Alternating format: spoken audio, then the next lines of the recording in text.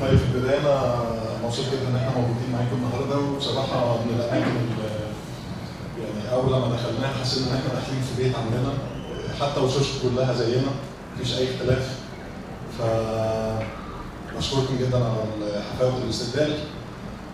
النقطة الثانية، أتمنى طبعا كل اللي بيحصل في فلسطين في الوقت الحالي وخصوصا في قطاع غزة ينتهي قريب، وينتهي إن شاء الله بحل الدولتين. بخصوصي أنا كمصري، باللي أنا شايفه معظم المصريين طبعا يعني مهتمين جدا بالقضية الفلسطينية تحديدا، ونفسنا كلها إن هي تتحل. بخصوص التهجير لمصر، احنا كمصريين نفسنا، بالعكس احنا هنبقى مبسوطين جدا ان انتوا تكونوا موجودين معانا عايشين على ارض واحده، بس للاسف لو ده حصل هينهي القضيه الفلسطينيه. دي بالنسبه للجزئيه دي.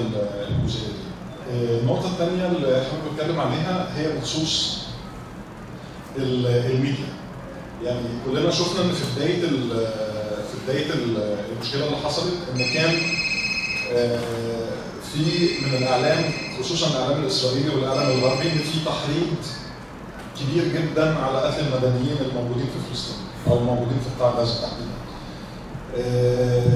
طبعا الموضوع ده ابتدى ان هو يقل شويه بشويه، خصوصا ان في فيديوهات كتير طلعت من غزه، فيديوهات كتير طلعت بالمجازر اللي بترتكبها اسرائيل كل يوم، فبالتالي ابتدى في جزء من الناس على الاقل ابتدى يعرف ان هو الحقيقه.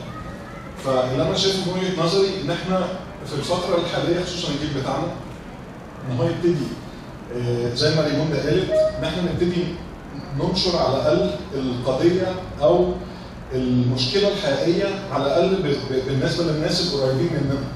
ان احنا ننشر الحقائق، مش بس ان احنا نسيب البلد او نسيبهم ان هم يسمعوا من طرف واحد اللي هو الاعلام الغربي اللي عمالين كل شويه يسمعوا منه. فمهم جدا ان احنا ننشر الموضوع ده، حتى لو بوست يكون باللغه الانجليزيه او يكون باللغه اليونانيه اللي احنا موجودين في اليونان في الوقت الحالي، بحيث ان حتى الاصدقاء بتوعنا اليونانيين يبتدوا ان هم يعرفوا الحقائق ويشوفوا الفيديوهات. انا عارف ان في بعض المنصات بتقفل البوستات او بتعمل بلوك، ودي برضه من الحاجات الغريبه جدا اللي احنا شفناها الفتره الاخيره من انحياز للسوشيال ميديا.